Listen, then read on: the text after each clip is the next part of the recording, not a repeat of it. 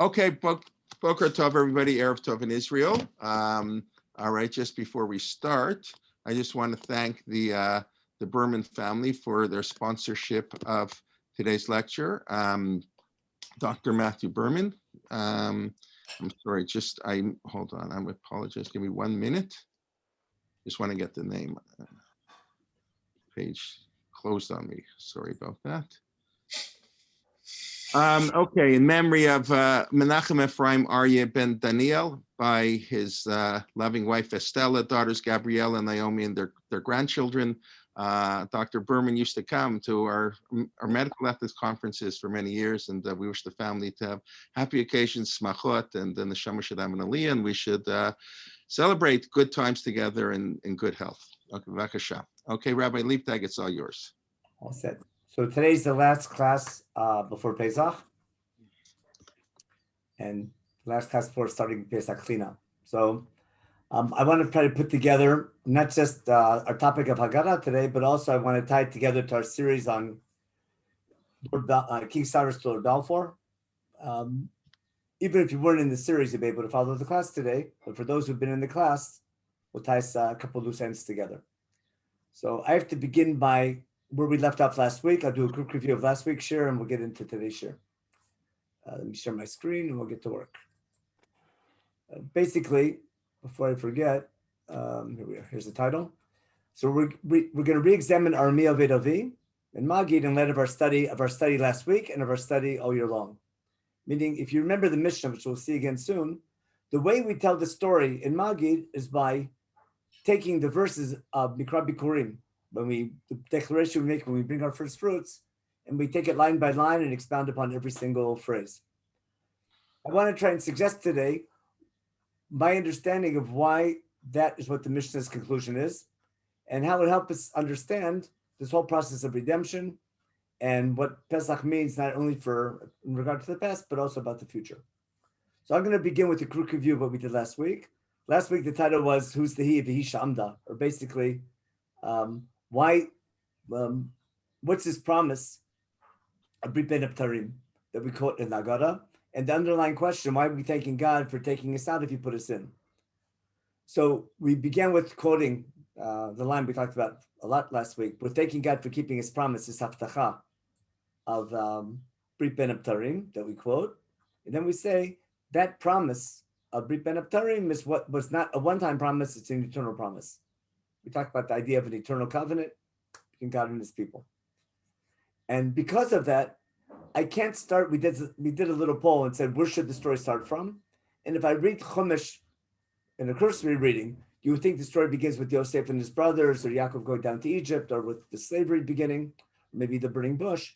But to be true to the story from a historical perspective, and also a thematic perspective, you have to begin with Avram Avinu, because before Avram even had children, God already told Avram Avinu, the nation that's going to begin and the children he's going to have and the family that's going to develop, before they become a nation, they have to go through suffering in someone else's land and redemption, which means there's some deeper meaning to the Exodus story more than just, oh, we got in trouble and God came and saved us.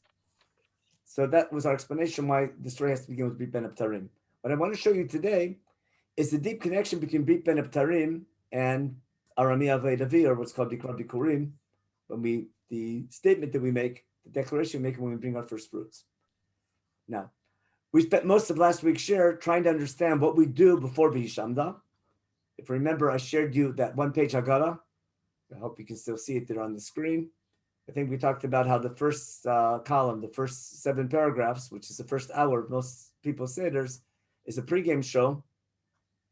And we really don't tell the story, but we talk about, we'll review what we did. We talk about, after getting the children's attention, we talk about why we're obligated. First for children, because if it wasn't for the story, we'd still be slaves. That was the simple reason. And who's obligated? Not only children, even people who know the story. Afilu kolenu chachamim. And we bring a proof story from the 5 rabbis in Bnei Brak. And we quoted one of their conversations, which we explained was key, because the reason we go crazy about this story once a year is to make sure that the daily mention of the story is meaningful, because it's a transformative understanding that's going to shape our behavior. That was our topic last week, if I remember correctly.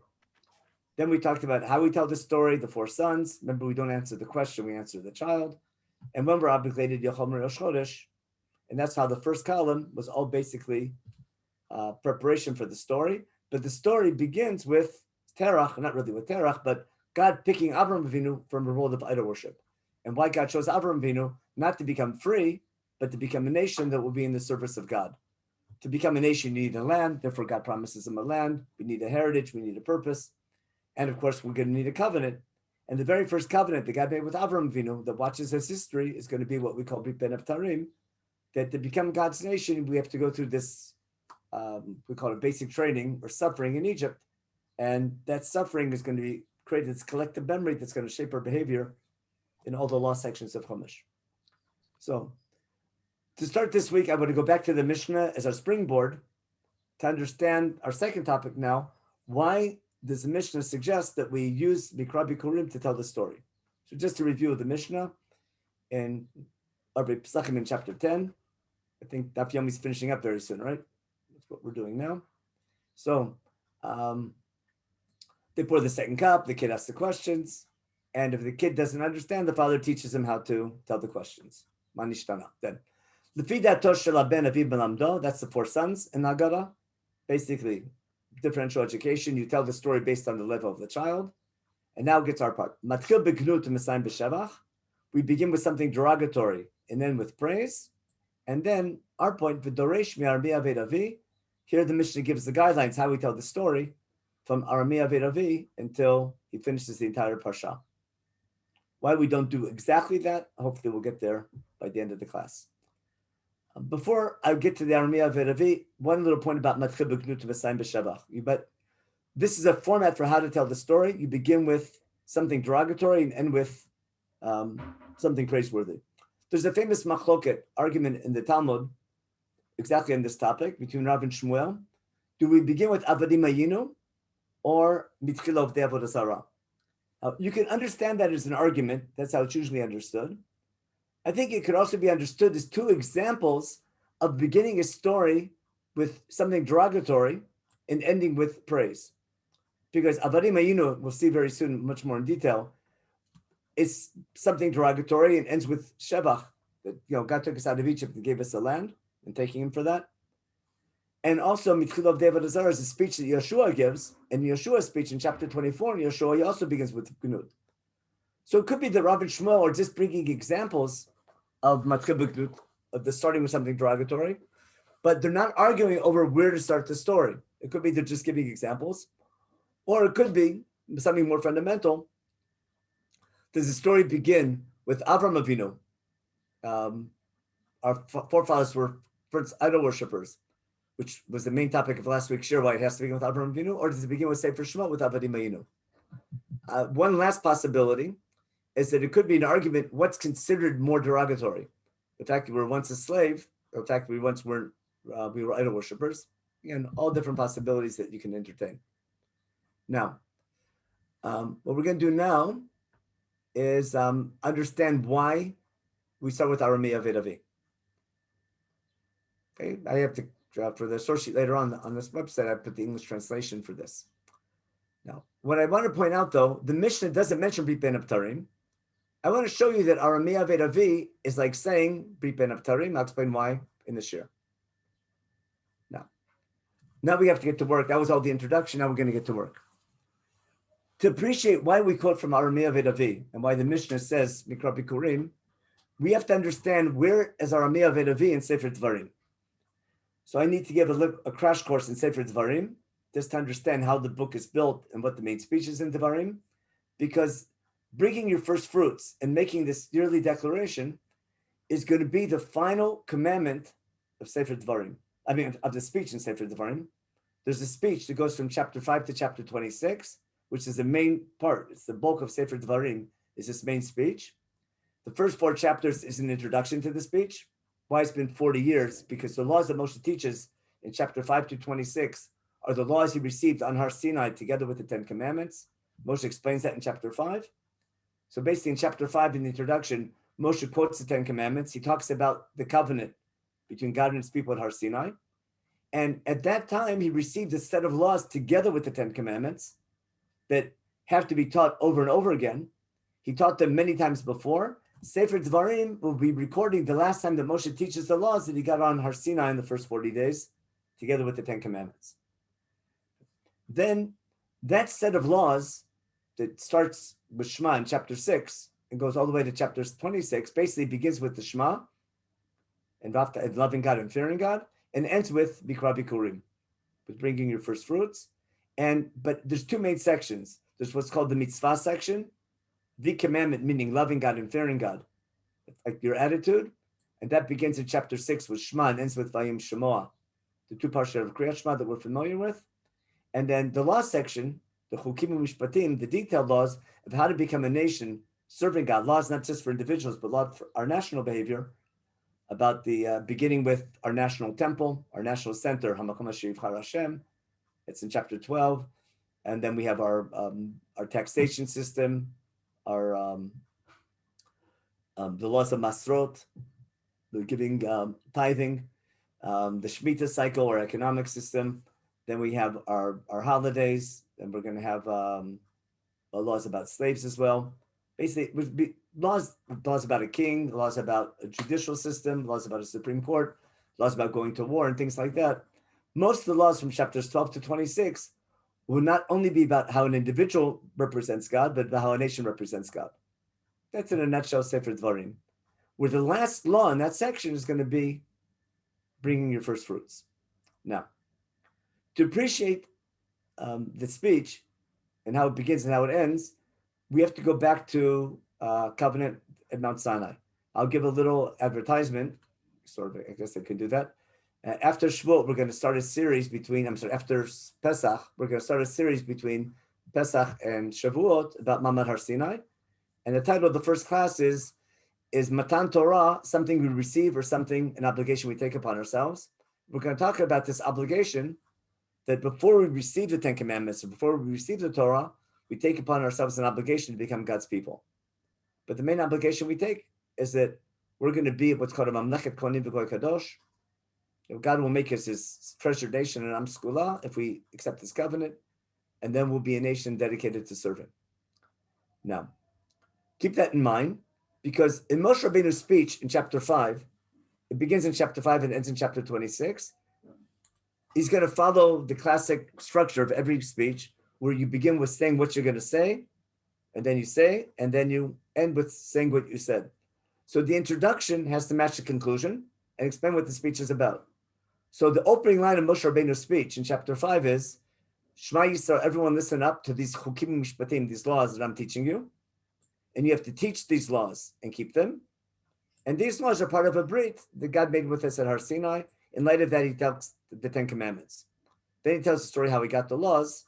When the laws are over, Moshe says this day that he's been teaching 22 chapters of laws, these are Chukim Mishpatim that God gave them. And then God took upon him, we took upon ourselves that he'll be our God and we're going to follow his ways and keep his laws. And God took upon himself that we'll be his Am Skula, as he told us at Har Sinai. Just show you real quick the connection between them. We'll be an Am Skula, like he told us. Oh, we're not going to see that here. The Am Skula we had before in Har Sinai up above. And to keep all of his laws and to make us an Am Kadosh, but for God's glory and same and renown, and to be an Am Kadosh, like he said, just a quick summary is that Sefer Dvarim is the main book in Chumash that has the key laws that are going to take the concept of being a nation serving God and applying them to how to become a nation serving God, not just individuals. And therefore, there'll be laws for a nation there.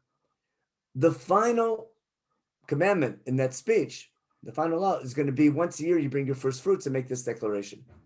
And now we'll see why we did all this. Let's clear the drawings and back to our source sheet. Okay. Now, what I want to show you is in Sefer Dvarim, this theme of the Exodus is going to come up. I mean, it's the theme of Exodus is all through Torah, especially in Sefer Shemot, but it's also very central in the speech in Sefer Dvarim.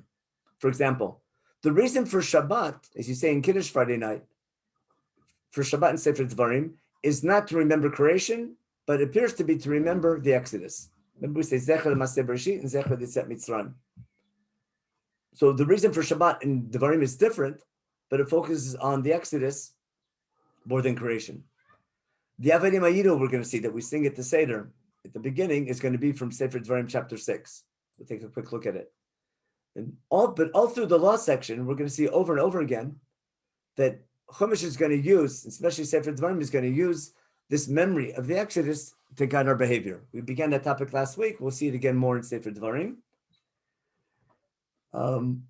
And I'll just give a quick example. In Sefer Devarim in chapter 24, it says, don't mistreat orphan or widow, and don't take the clothing when you take a loan. I'm sorry, don't take advantage of a stranger or a widow. And again, when you give a loan to a widow, make sure not to take a collateral, something she needs, followed by, remember you were a slave in Egypt. And we talked about how that memory of the Exodus will shape the behavior as God's people. And that's why God took you out. That's why God redeemed you from Egypt to do that. And the same thing in your field, when you gather your harvest in your field, make sure to leave over for the orphan, the stranger, and the widow, followed by, remember you were a slave in Egypt. Now, there's another point that Sefer Devarim makes. We'll see that in chapter 10, when Moshe asks the question, what does God want from you? Just to love him, to fear him, etc. Here we see a description of God that makes it to Shmoneh Esrei in the beginning.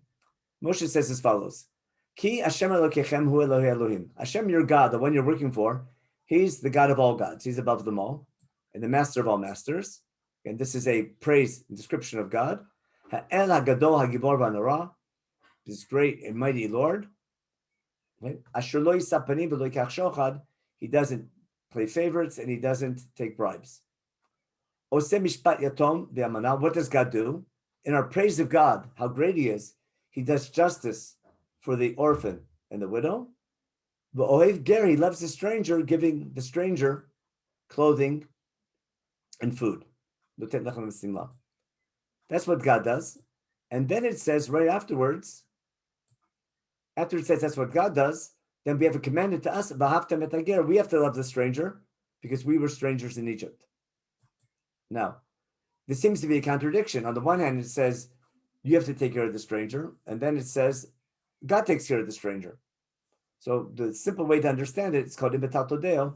The way that God takes care of the strangers by giving us the opportunity or the ability to take care of them. And therefore, if someone takes their blessings from God, instead of saying thank you, wants to act thank you, if they help a person less fortunate, that's going to be the underlying message of our suffering in Egypt. We have to learn a lesson how we were mistreated as strangers and make sure not to do that to others and be more sensitive. Again, it was the same theme in Shmot and Vayikra. If you have time, you can look at these sources later on. Now I want to explain in light of that, what's the last commandment of Sefer Devarim? Let me do a quick mute here. Okay, get the mute. Now, I want to give another example in Sefer Devarim of this idea of how the memory of the Exodus is a key theme in Sefer Devarim to explain the two reasons for Shabbat. I brought here two examples on the source sheet here. There's going to be another, how many examples? In Devarim, wait, I have up here on top. In Devarim, we're going to have, in chapter 15, we'll see them. We're going to go through all these examples now. In chapter 16, in chapter 24, we just saw. What I want to show you is if we're taking this memory, this phrase, remember you were a slave in Egypt, is always going to follow something that relates to sensitivity of others. I want to show you how it explains the two reasons for Shabbat between Shemot and Devarim. So we're gonna stop this share and go to a Chumash. If you have a Chumash with you, you can open up. We're gonna share Sefer Devarim. Again, chapter 26 will be Mikra Bikurim. We're gonna go back just a quick glance in chapter 15 about what happens when you free a slave. In chapter 15, what's it say? What's it say? In verse 14, verse 12. Should you have a Jewish slave? You have to work for 6 years. After 6 years, in the 7th year, you send him free. When you send them free, don't send them empty-handed. Pasuk Yudalev. Hanek taniklo, make sure to give him a bonus from your wealth, from your sheep, and from your produce, and from your vineyard. As much as God blesses you, accordingly, give him a bonus when you send him free. Followed by, there's no doubt that this line is going to be a motivator to make sure you keep this one. We saw two examples before. Here's yet another one. Followed by, that's why God redeemed you, took you out of Egypt. Therefore, I'm commanding you this law. What Sefer Dvarim is doing, we saw it also last week in Parshat Mishpatim, in Shemot. But in Sefer Dvarim, it's over and over again using this phrase of remembering that you were a slave in Egypt to make sure you treat less fortunate people with sensitivity, over and over again. That was in chapter 15. In chapter 16, we have the laws, all the national holidays. So we keep the month of the spring. We saw this last week. And bring Korban Pesach in the spring. We have all the Shlosh Regalim here. And you bring the Pesach on Makom Shivcha Hashem. Then this we've quoted earlier in Magid. When you bring Korban Pesach, you can't have chametz with it. Instead, you eat matzah for 7 days, lechem oni, because God, you were rushed out of Egypt. Why did we go crazy once a year? Leman tiskor yom tzeicha me'eretz mitzrayim kol yimei chayecha. To make sure you remember this day you left Egypt every day of your life. And we gave the example for Mother's Day last week, whether, even though every day is Mother's Day, once a year we celebrate to make sure that we remember it every day of the year. Same way we go crazy once a year keeping Passover to make sure we remember it properly every day of our life. And then it becomes this transformative memory. Now, it goes on, the rest of the laws of Passover, then count 7 weeks to Shavuot and make a holiday for Shavuot. Then it says as follows. What do we do on Shavuot when we bring in our grain harvest? Who has to be happy on Shavuot?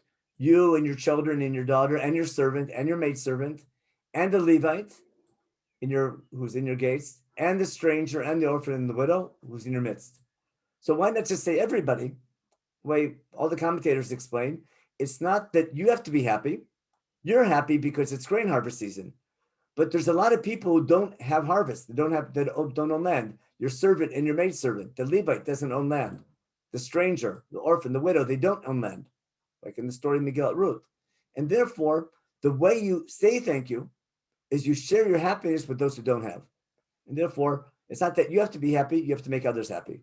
The Rambam talks about this in the laws of Simchat Yom Tov, that the main law of being happy on Yom Tov is not making your tummy happy, but making other people happy, people less fortunate. That's Rambam in Hilchot Yom Tov, chapter 6. It's an important one where he says if your Yom Tov is only you and your buddies and that's it, and you don't take care of the needy, he says you're not making God happy, you're making your tummy happy, and your meal, you can take a look inside what he calls those kind of meals. Now, after giving this law, what do we find? Pasuk Yudbet, remember you were a slave in Egypt. What do we see again? That this phrase, remember you were slaves, is going to be a motivator for the need to take care of the less fortunate people. The Ger, the Yotam B'Amanah, and the Levite in your midst. This memory, the Exodus, is going to motivate that good behavior. Now, this concludes, see the end of the Parshiah? This is going to conclude the laws of Shavuot. You would think it said, remember God gave you the Torah. No, remember you were a slave in Egypt, because that'll make sure that you keep Shavuot. When you thank God for your grain harvest, you'll keep it properly. And you have the same law by Sukkot about making others happy at the end of your fruit harvest. And that's the laws of the Shlosh Regalim. Now, in light of all that, I simply brought 4 or 5 examples where remembering you were a slave in Egypt is going to be a motivator for sensitive behavior. And now you'll see something which will change the way you understand Kiddush on Friday night and what we say at Kiddush. If I go back to chapter 5 in Sefer Dvarim, I'm going to get to chapter 5. Back, here we go. Chapter 5, we have the 10 Commandments in the beginning of the speech. So let's look at chapter 5, Perek in Sefer Dvarim. Moshe begins his speech. Moshe calls all of Israel together and says, Shema Yisrael, listen up to these laws I'm teaching you. Again, you have to learn them and keep them. And these laws are part of a covenant that God made with you at Har Sinai. It wasn't only with your parents, it was with you as well. And God spoke to you face to face, but I was the middleman, and then we quote the Ten Commandments. Afterwards, Moshe told the story about how you all got scared and you begged me to be the middleman. Now, in the middle of quoting the Ten Commandments, what do we find? It says, Shamor Yom HaShabbat L'Kadsho, Shamor, Zachor, the famous drash on that, but it's the same idea. And then the main difference is not just Zachor v'Shamor, but rather the reason for Shabbat. Now, a lot of people think that the reason for Shabbat is to remember that God took you out of Egypt, but let's read carefully. Sheshit yamim tavod v'sitecha melachtecha, work 6 days a week. The seventh day is Shabbat l'Hashem Elokecha, don't do any work. Who can't do work? You and your children, and your servant, and your maidservant, and your animals who are working your fields, and the stranger in your midst. Why? L'man yanuach avdecha v'amatcha kamocha.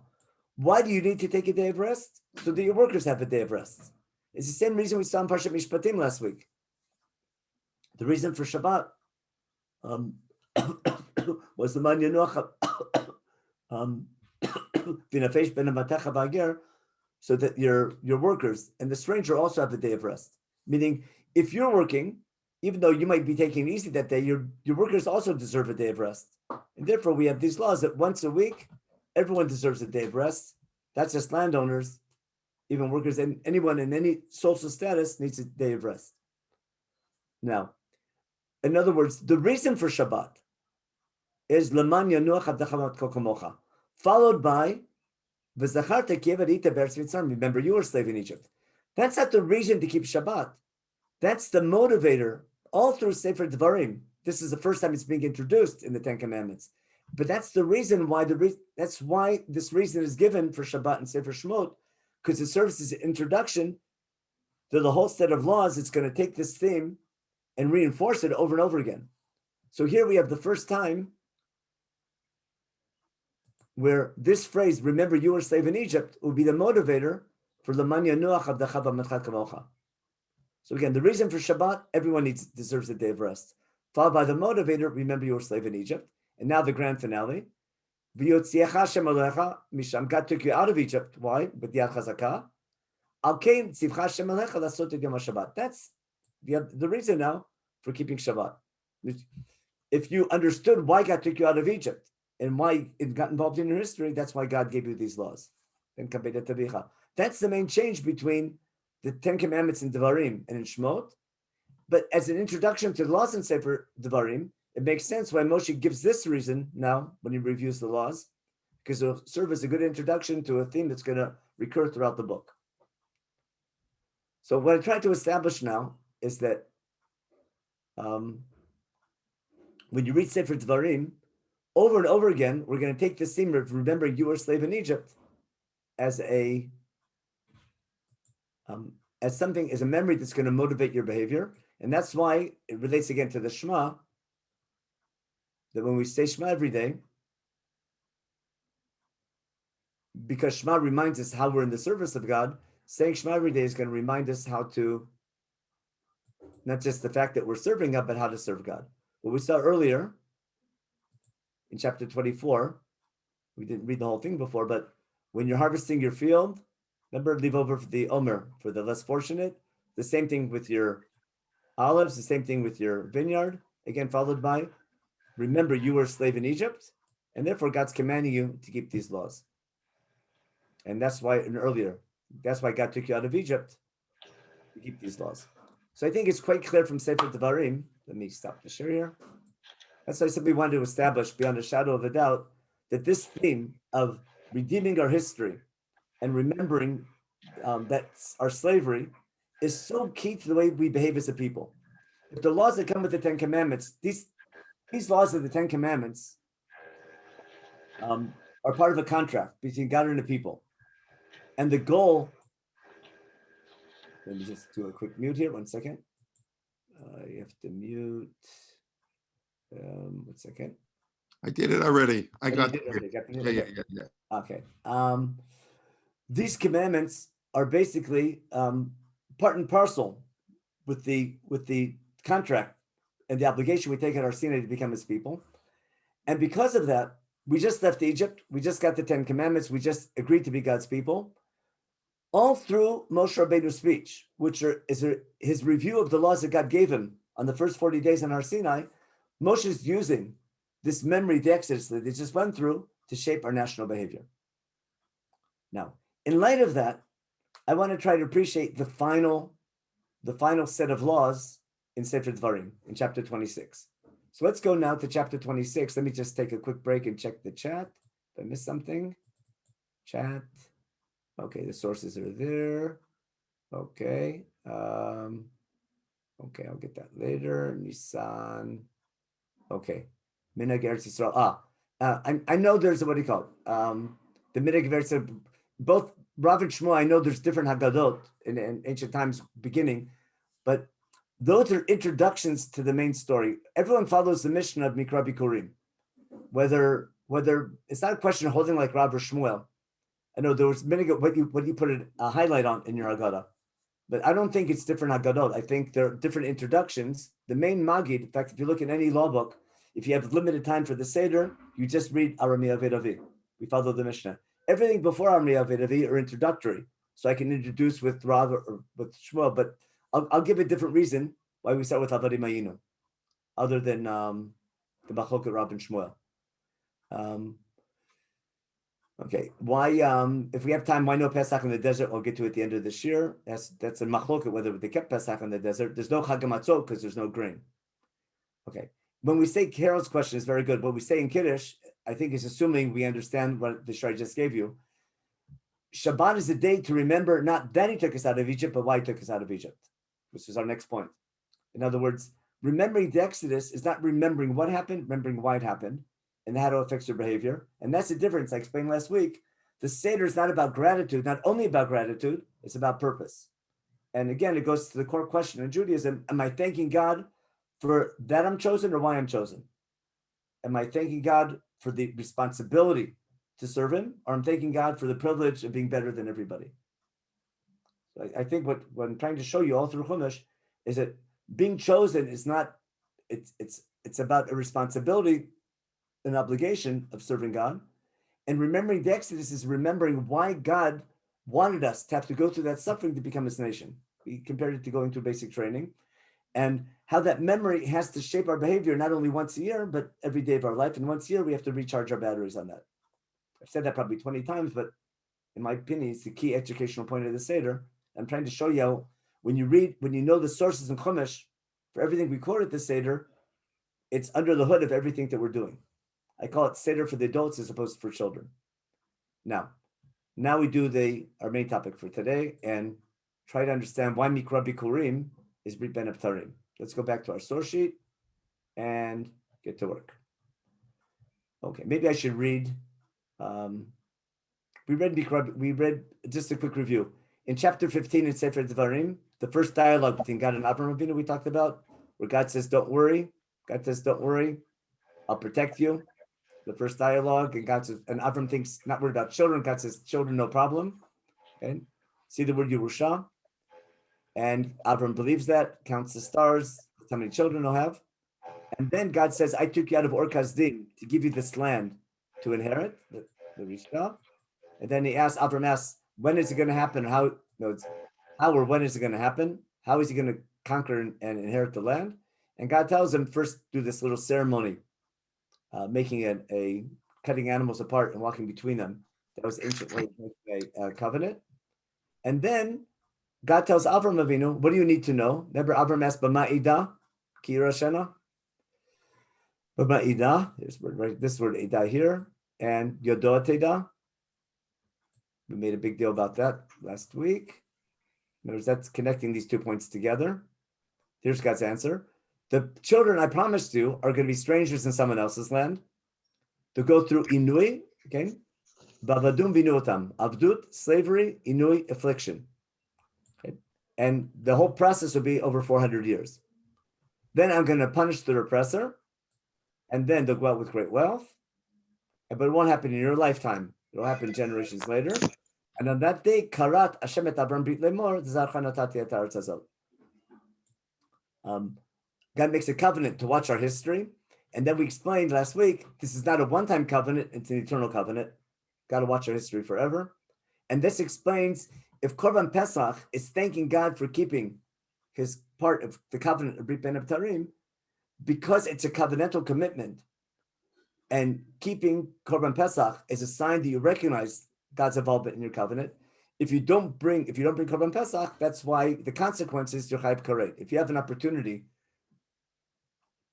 to show your allegiance to a covenant and you don't take that opportunity and you don't bring Korban Pesach, then the consequence is you're basically saying, I'm not part of that brit, which explains why Dafka Korban Pesach has a Chiyuv Karet if you don't bring it.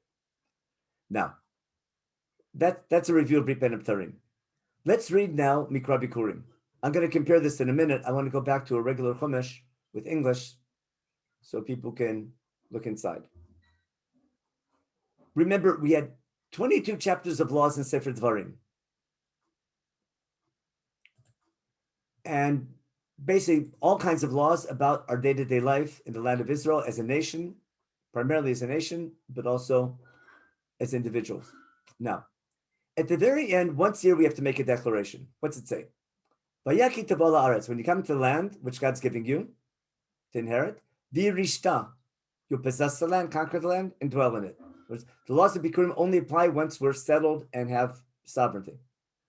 Then we're supposed to take from the first fruit of our land, which God's giving you, put it in a little basket, and bring it to the Beit HaMikdash. Hamakom asher yivchar Hashem, the Shekin Shmo Sham. No, it's a place where God's name and reputation will be known. That's the key theme throughout all the laws in Devarim from chapter 12 through chapter 26. Now, the first thing you do, you come to the Kohen, and what do you tell him? You have something higadati. See the word Haggadah? You have a statement to make. You don't say, thank you for the fruit. You say instead, what do you tell God? You're telling God, Kibati ala aretz asher nishba Hashem lavotenu latet lanu. You're thanking God because you've come to land that God swore to give your forefathers. Now, where did God swear that? God swore that after the Haggadah. I think I showed you last week that the Haggadah, the Shua and the Haggadah is in all the themes of Brit Ben Abtarim. There's Koch Shamayim, and there's Yerusha and things like that. If not, if we have time, I'll show you that later inside. The Kohen takes the basket, and then you make the detailed proclamation. What do you say? You don't say thank you for the fruit. What do you say? You stand in front of God and you say, thank you for my history, and thank you for watching my history, or I'm going to show you now, thank you for fulfilling Brit Ben Abtarim. Why? I'll follow Rashbam and Ibn Ezra. Armi Aved Avi Imshat. Oved is an adjective. How they translate it here? A wandering Aramean was my father. Okay. So the JPS translation has it like Ibn Ezra and Rashbam. My forefathers were wandering Arameans, meaning they did not have a land they could call home. They were strangers and they were nomadic people, and they ended up in Egypt. That fits the thing beautifully because now he's coming and saying, now I'm in a land I can call home. Way back, I didn't have a land I could call home. And we're thanking God for giving us nationhood and sovereignty. So we were once wandering Arameans, and we ended up in Egypt. We were strangers there. Ger, we were strangers there, small in number. We became a great nation in someone else's land. Okay. Then they gave us a hard time. They gave us hard work. They made us the bad ones. We cried out to God, and God heard our cry. Okay. And then God took us out of Egypt, punishing our oppressors. With all these great miracles, took us out. And then he brought us to this land, the land flowing in milk and honey. And that's the end of the declaration, meaning I'm not thanking God for my fruit. I'm thanking God for his watching my history and giving me nationhood and making me his people. And now, as a token of my appreciation, data, transition.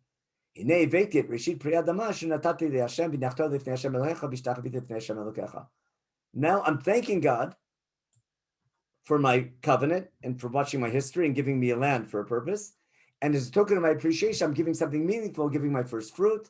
If we have time, I'd show you how it goes back to Cain, fixing the sin of Cain back in chapter 4 in Sefer Bereshit, about what you bring to God. What do you bring to God? No, it's how do you understand your relationship with God and what you bring God. Cain brought mi pri adama, and here we're bringing Mirshi pri adama. Now, it doesn't end here, though. Remember, the Mishnah says, Atsof Kol Parsha. We're thanking God, again, for this covenant. Listen what we need to do in our thanks. Again, not just saying thank you, but acting thank you. You should rejoice in Yerushalayim with all your wealth and all your happiness, with everything God's given you. You, together with who? Ata, Valevi, Vager, Asher B'kirbecha. Again, that underlying thing through Sefer Devarim. It's not you being happy, it's you making other people happy. The Levite doesn't own land. He can't bring Bikurim. The Ger doesn't own land. And therefore, when you're celebrating in Yerushalayim, make sure to take care of the Levite and the stranger because they don't have. Now, that's your commitment in Yerushalayim in the Beit HaMikdash as a member of a nation. Remember we talked about that there are two central points in Jewish life. There's the Beit HaMikdash, there's the community, the nation, and then there's the Jewish home. We talked about in Parshat HaChodesh, there's the Jewish home. That's different. We begin the first Rosh Chodesh Nisan was the Jewish home. The second Rosh Chodesh Nisan was the Mishkan. So here also, we make one declaration once a year in the Beit HaMikdash as a member of a community of a nation.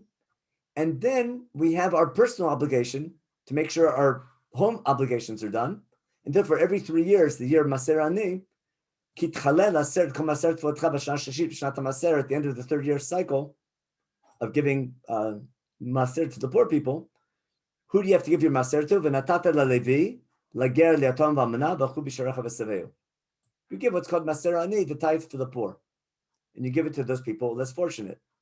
And you have to declare that I've done my obligation. And you make another declaration, but now this you do from your home. And you followed, I've given everything to the Ger, the Levi, the Ger Yotom Amana, as you commanded me, I think. And then I didn't eat it the right way. I kept all the laws properly. Shamati b'kol Hashem Elohai asiti chol asher tzivani. I've kept Brit Sinai, I've listened to the voice of my God and His commandments. And then we ask God to bless the land He's given our forefathers. There's the Bat Chalav Udvash.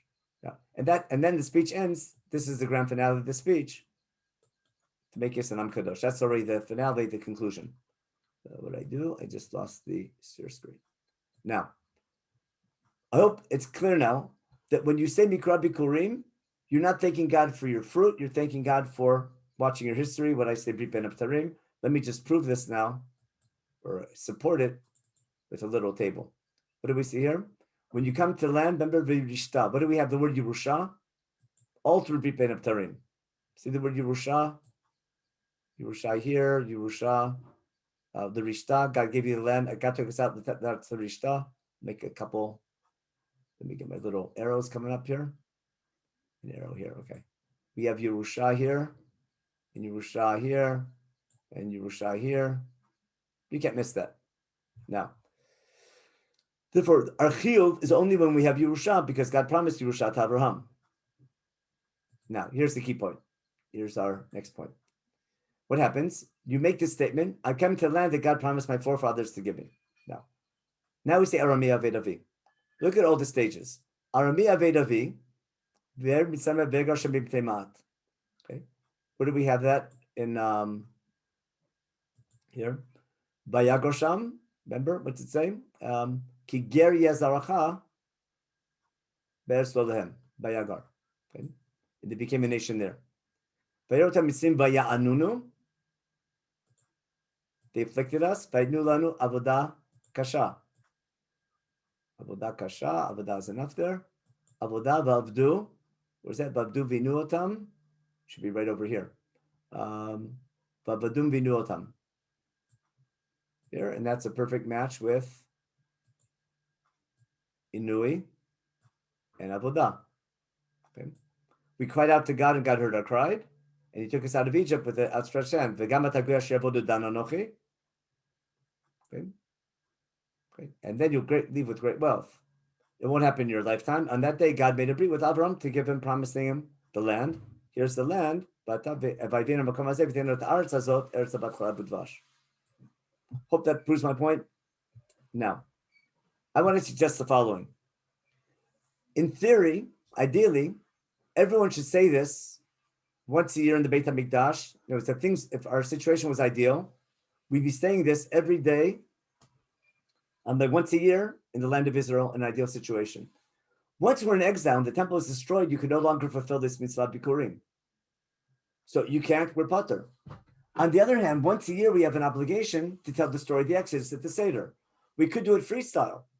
What does the Mishnah want us to do? The Mishnah, again, from Rabbi Yehuda Nasi, that time period, I'm assuming that the main Mishnah is already, the one we have is from after the Churban. They prefer that we're going to use this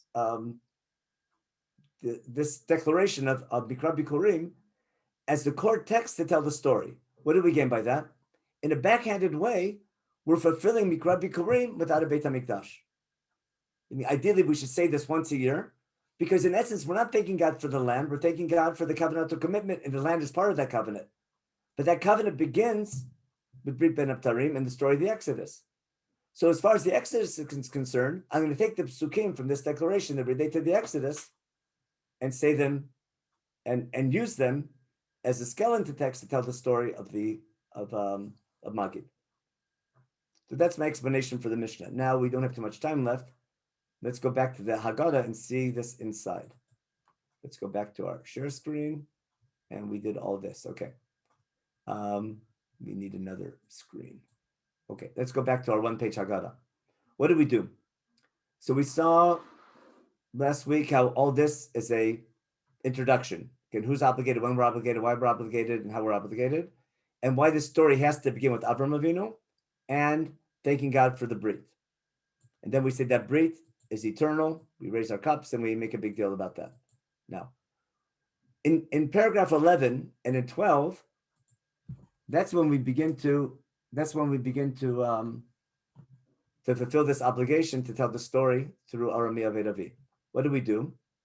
The first, we quote every pasuk. Let me highlight it here on the page. We quote Arami Avedavi, we quote this whole pasuk. We do drashot. Next pasuk, Ve'erotanu mitzim ve'anunu, right over here, and we bring drashot. Then we have Vanitzach al Hashem Elohei Avotenu. Sorry, 1 second. We cried out to God, and then every phrase we do a little drasha. God took us out of Egypt, Biad Chazakah. See, and drasha on every. And I hope you understand the format. I hope you can see it. I'll make it bigger in a minute. I just want you to understand that's the main section of Magid. And sometimes, if you might have noticed at some seders, by the time you get to this section, people are out of steam, and a lot of people don't even pay attention.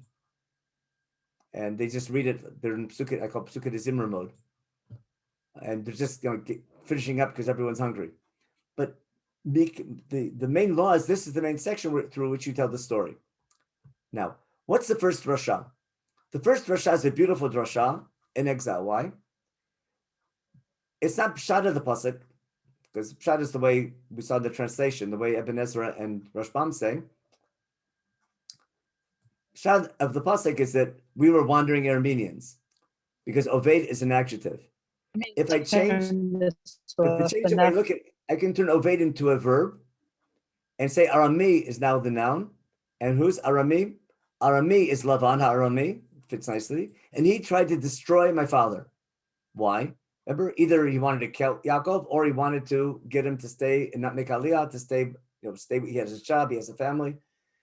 He's trying to uproot the entire Jewish people. So the Medrash is saying, you know what? Sometimes enemies like Lavan are more dangerous than enemies like Pharaoh. Remember, Lavan wanted to uproot everything, and Paro only wanted to get rid of the males, meaning sometimes, I guess, assimilation is more dangerous than annihilation, in the sense that if you're in exile and you have a good job and things are, I don't want to be too Zionistic here, but you take the story of Lavan, had Lavan been able to convince Yaakov to stay in Haran, where he has family and has a job and has a future, instead of going back to his father in the land of Canaan, that would have uprooted the whole concept of the Jewish people. So as a message for the exile, a message for all future generations at the Seder, I'm going to do a beautiful drasha to say, don't only remember we have enemies like Pharaoh, also beware of enemies like Lavan. One way to read it. Okay. Then Vayer Mitzrayma, the next line, Anus Apiyadibor, because when Yaakov went down, God told him, stay there. Remember, God told Yaakov when he went down, I'll go down with you, I'll bring you back, but you're going to die there and you're going to become a nation. The God told Yaakov in the date of Sefer Bereshit in chapter 46. And then Vayagar Sham, okay, so we said Yaakov only went temporarily. No, only as a Lagor Bar Tzvanu. It goes on, and we have all the drashot of all the psukim. Now, I want to show you one cute one. Bimtei Ma'at here. Bimtei Ma'at. Okay. Again, from Sefer Devarim. That's the verses that follow. But we said before that God is Ohev the Ger, and you have to remember that you were Gerim. You have to love the stranger. That's the next line in Sefer Devarim, in case you want to look that up. Now through this we tell the story. The Egyptians made us the bad ones. We quote the pasuk. Let's try to avaditach malo. They said, they're going to try and take over our country. Therefore, we're going to put them into slavery. Then we have the Inui.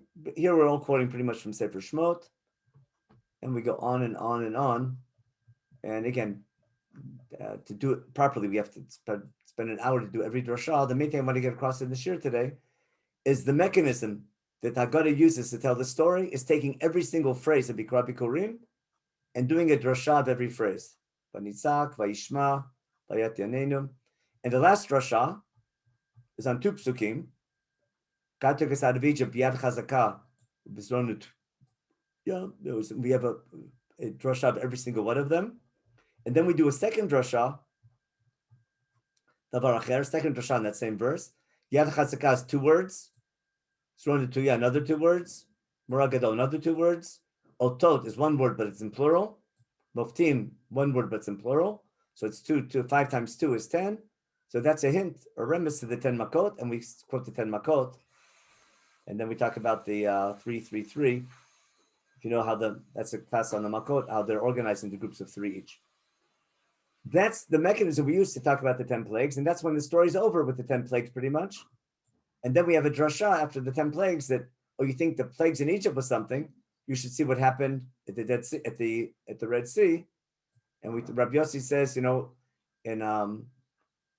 at the Red Sea, there was 50 makot, because it's 5 times more than we had in Egypt. We do a little limud of Etzbanyad. And then we talk about the multiplication tables, 400 makot, 40 makot and 50 makot, Rabbi Yossi and Rabbi Kiva with the pasuk in Tilim Ayin Chet. Basically, that's where we end the story with the makot. Now, remember we said we begin with Kunut and then with Shevach?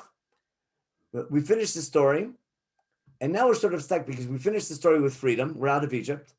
Notice in our Haggadah, we don't bring the pasuk about coming to the land of Israel, because in exile, we're not in the land of Israel. Some people in Israel nowadays add that last pasuk, because according to the Mishnah, it seems like you should say at the end of the parsha. Again, that ask your local rabbi whether you should add it or not. The other simple reason we don't add it because we're telling the story of the Exodus, and I'm not finishing the story yet. But we do it in a different manner, and that's a dayenu. In the last paragraph, we finish the story. We're about to say thank you. Remember, we talked with Gnut and with Shevach. There's no greater Shevach than Hallel. But now we're going to qualify our Shevach, and we're going to say the following. Everyone knows the dayenu prayer, our prayer song. Dayenu is simple. It sounds so simple. It sounds like dayenu means it would be enough. Full stop, period, which doesn't make sense. It wouldn't have been enough if God only took us out of Egypt, or if he only split the sea, if he only gave us the man. Had he only given us their money, that might have been enough. That's what some people say. I've never seen a question on had he only given us their money, that would be enough. But all the other ones don't make any sense. But they make perfect sense. Why? We're not saying it would be enough, period. We're saying it would be enough to say Hallel. For only one stage, and I want to end with this because this is the whole point of our course we did this year on King Cyrus, Lord Balfour. Redemption is a process, not an event. And sometimes the redemption process takes a long time, and sometimes you're in that process and it's not complete. It's far from complete. The fact that a process is not complete doesn't mean there isn't room to say thank you. And there's a value in thanking God for even partial redemption. And what we're saying here, if God only saved us from Makat Bechorot, from the plague of the firstborn, I would say thank you. If he only split the sea, I'd say thank you. If he only gave us the man, I'd say thank you. Only Shabbat. Right? Each stage of redemption is reason enough to say thank you. Then what do we? Then we say Al Achat Kama V'Kama. Even more so, I have to say thank you. Why? Because he did. Remember, I abbreviated them all. First we say Ilu all those, And then al achad kama v'kama, even more so, we say thank you, right? Because he did all 15 of these things, all the way till coming to the land of Israel and building the Beit HaMikdash. Now, remember I asked you last week, where should the story end? Does the story end with splitting the Red Sea? That was the no kippah seder, freedom. Does it end at Har Sinai, the kippah, the black yarmulke seder? It was all about Matan Torah, or the kippah sruga, the Zionistic seder, ending with the land of Israel. Dayenu, in a backhanded way, covers the whole story. It takes us from Egypt and the 10 plagues and splitting of the sea to receiving the Torah, to the land of Israel, and to the Beit HaMikdash. So in many ways, we end with Shevach, like the Mishnah says. We start with Knut, end with Shevach. We're ending with praise, but we're qualifying our praise and saying, I would say thank you for one stage of redemption, even more so for all stages. If you ever have a question about whether you're chai, whether it's okay to say hello in Yom HaTzmaot, even though the Jewish state is a nice state, but it's not total redemption. So based on Dayenu, there's no doubt you could say halal for the state of Israel. It's only one stage of redemption, but there's no doubt that if you would say thank you even for getting close to Har Sinai or just splitting the sea and getting out of Egypt, even more so if I've returned to the land of Israel, even though things aren't complete. So if anyone was worried about making a bracha or saying halal, if you read Dayenu, you can say halal on Yom HaTzmaut. Now, as far as punctuating Dayenu, I punctuate Dayenu ... not Dayenu full stop, but Dayenu like lehodot. We say halal. Now, the next thing should be halal, but then we have Rabbi Gamliel. We have followed the Mishnah. The next Mishnah is which is a educational one. If I'm going to tell the story, I have to connect between the story I told and the mitzvot I'm keeping. If I just keep the ritual eating matzah because the rabbi said I have to eat a kazayis, and eat more just because the rabbi said so, and don't understand the meaning and what it represents. If I don't understand lechem oni's conversation bread about the story of the Exodus, or lechem oni remind of the purpose of my affliction, what I learned from it, or lechem oni, a poor man's bread, remember how to treat a poor person. Remember the 3 reasons we get for lechem oni last week? So if I don't understand the meaning of the mitzvah, I didn't fulfill my obligation, either my obligation of telling the story, or my obligation of eating matzah pesach matzah morah. Ask your look, it's a big Mahloket among the commentators, but the idea is I'm going to quote that Mishnah from Rabbi Gamliel at the end of the Seder, and then I guess we make our most fundamental statement at the end. What are we going to say? We do Rabbi Gamliel, and then we end with every generation has to feel as though they went out of Egypt. Shenemar v'gata levincha, and then not only did God take our forefathers in Egypt, we were all there. Even we were there. Shenemar v'otanu otzi misham. In other words, we have to feel like we went through the process. I want to end the shir with the word shenemar, meaning, I think we mentioned last week, this verse is quoted more than any other. This word is more than any word in Haggadah. When it says shenemar, we usually stop thinking and just read the verse. What Haggadah wants you to do is look up the source. Remember we said everything's coming from Sefer Devarim? I want to show you something which explains why we start our study with Avadim Hayinu, as well as Mitchila. Why? And how the idea that we have to tell our children not only then he saved us, but why he saved us. We're not just thanking God because he took us out of Egypt. We have to remember why he did it. Remember the speech in Sefer Devarim began in chapter 5 with the 10 Commandments, and then with the Shema in chapter 6. If I look at, where's my source sheet? I'm missing a source sheet here. Devarim. I have to add one more source real quick. We need holidays. I'm sorry, I got to go back to Sefer Devarim. It'll take me a second. Magid, sources, simple. Here we go. Okay. In chapter 6 in Sefer Devarim, after the Shema, we have the famous question. If you were in Rabbi Zakshir, he brought this example in. Remember, Sefer Devarim began with Moshe telling the people, keep these chukim mishpatim that I'm commanding you today. So Moshe Rabbeinu is anticipating, should or when your children ask you the normal question, why do we have to keep all these laws? What's the purpose? What do we answer our children? That's Avadim Hayinu. In other words, the answer in Chumash to why we're obligated to keep the entire Torah is Avadim Yinu. And that's why we answer the Manishtana with Avadim Yinu. We're going by Sefer Devarim. But Avadim Yinu is not the answer. It's the introduction to the answer.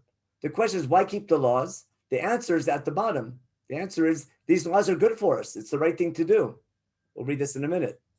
But not only did God take us out of Egypt, as just to take us out of Egypt, God took us out of Egypt for a purpose. Remember I said, it's not that he took us out, but why he took us out? Here's exactly why God took us out. What do we have to teach our children? What's our main educational message? When our children ask us, what's the purpose of all these laws? We answer them, you know what? It's not just I'm keeping laws to get schar.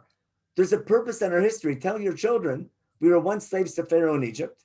God took us out of Egypt with his outstretched hand. He did all these miracles in front of us. Remember, we have to sell. That's what we learn from here, that as though we were there, because we're telling our children we were there. And then, V'otanu hutzim misham, we just quoted that, didn't we? At the end. Now, this is the text proof that, remember, Shenemar V'otanu hutzim misham. This is text proof that every generation has to feel as though they went out of Egypt, because Moshe is telling the new generation in the 40th year, tell your children that you were there, but you weren't there. Most of the people, it's a new generation already. But you have to feel as though you were there. And therefore, it's collective plural, we're part of the Jewish people. We were all there as a nation. But why did God take us out of Egypt? In order to bring us to the land, but not just to bring us to the land, to keep all these chukim for our own good, keep us alive, and it's the right thing to do. Because we're God's people, he takes care of us, and we have to be dedicated to him. And therefore, the introduction to why we keep the mitzvot, remember, we talked about last week, what did we tell your children? Daddy took you out, or why he took you out? Here, but Moshe Rabbeinu was saying, we have to tell our children, like Ebenezer said, explain to your children, the reason why God took me out of Egypt was in order to eat matzah. Explain to your children, the reason why God took me out of Egypt was in order to keep mitzvot like eating matzah, Pesach Hamorah. Remember, that was Rashi and Ebenezer on the Pasuk. So what you see here is in Sefer Dvarim itself, in the introduction to all the mitzvot that follow the 10 commandments, that are the source of our covenant, our commitment to God, introducing all the laws, the first thing we explain to our children in our Jewish education is there's the purpose in our history and there's a goal in our history. And we're not just thanking God for what happened, we're thanking him for why it happened, and understanding that I can learn from my history, I grow from my history, but there's a purpose to be his people, to keep his laws. And if God's going to give us the land and give us a Torah, to be involved in our history, there'll be a purpose. Remember, we asked the question, where does the story end? With freedom, with the Torah or the land of Israel. Here we have all three, don't we? Avadim Yinu, God took us out of Egypt with the outstretched hand, that was freedom. He took us out to give us the land of Israel, but in order to keep the laws of the Torah in the land of Israel, and that's the right thing to do. So all those 3 points of why God took us out of Egypt all come together in the Avadim Yinu. Now, in my opinion, that's why Haggadah begins with Avadim Yinu. The reason we answer the Manishtan with Avadim Yinu is because we're pointing again to Sefer Devarim, and that's why we end Haggadah with V'otanu hutzim misham. So this is the beginning of Magid. Right here is the beginning of Magid, and this is the end of Magid. I think that's not intentional. That's part of the beauty of how the Seder works. So I'm going to stop here. And again, we talked about redemption. In the process of redemption, we talked about what happened in the Second Temple period, which was partial redemption, fits very nicely to our original redemption from Egypt and also our future redemption, hopefully our redemption in our own time. Okay, I'll take questions. I know Benny's giving class in 10 minutes, so we have to finish up. So we have time for a couple. Yeah, just Rabbi, any questions? A couple questions. I think you got them as you were going through the shir, except no, you didn't add. Yeah, why no Pesach in the desert? That's a whole different question. I don't know. There was. We don't know for sure, but there's no Chag HaMatzot. If there's no Pesach, it's because it's covenantal, and we broke our covenant. So the old generation is non-covenantal, so there's nothing to. But basically, the 38 years is just a blank. It's like sort of that thing. But whether we kept Pesach for those 38 years doesn't. I mean, the Gemara assumes not, but right. Yeah, okay. It doesn't say anything about it. Yeah. I just looking at Gershon's question. Avram asked by my dad, he is asking like all the 4 sons. a quotation that is matchil beknud u'masayim b'shevach. I'm not sure. It could be, okay. That's a good way to look at it. Okay, you're saying Rav and Shmuel, right? Avadim Ayinu is the intro to the Haggadah, not part of Magid. Yes, that I believe is what you're saying. Yes, Suri just mentioning, I'm doing it for you, unless you want to, right? The three covenantal experience, Gerud, Abdul, and Inui are in Lavan's house, right? Rabbi. Oh, yeah, that's Silver, the whole sure. Rabbi Silver has the whole piece on that. It's Haggadah. I mean, that's so Yosef, it could have been over with Yaakov. That's correct. Yeah, Yaakov perhaps thought that was the key of Brit Ben Abtarim, and then it turned out to be not just him individually, but for the whole people. Okay, I think that's it. Tova, okay, Toda Rabbi Shirim Nehadarim Me'ireinayim. Okay, Pesach Kasher v'Samech.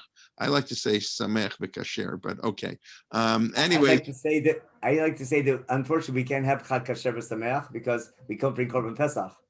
Right. And Chag HaMatzot Kasher v'Sameach. Yes. Rabbi Kalman, you say it like the Heilige Originer. That's what he would say. Would point out the difference by Purim. He would be. Our family comes from the Originer Chassidim. My grandfather was, Hoshatin. Okay, so we're gonna have to talk. See how we're related. Yeah. My grandfather, who I'm named after, actually passed away, unfortunately, a very young man in 1936. He was a Rishon Chassid, Hoshatin. Yes. You sing and Chardkiv. Kol Makadesh. You sing the regular the Kol Makadesh. I assume you sing, right? Yes. Kol Makadesh. Right. I'm sorry. Yeah, that's the Rishon. Okay. All right, we can talk afterwards. But okay, thank you very much, Rabbi Leibtag. Thank you. I guess it's 21 parts plus 2. We'll put it that way. And from Lord Balfour, and then we moved into Pesach. And as he alluded to, please God, after Pesach, we'll be beginning a series on Matan Torah, on the Chumash itself, the leading up to Matan Torah between Pesach and Shavuot.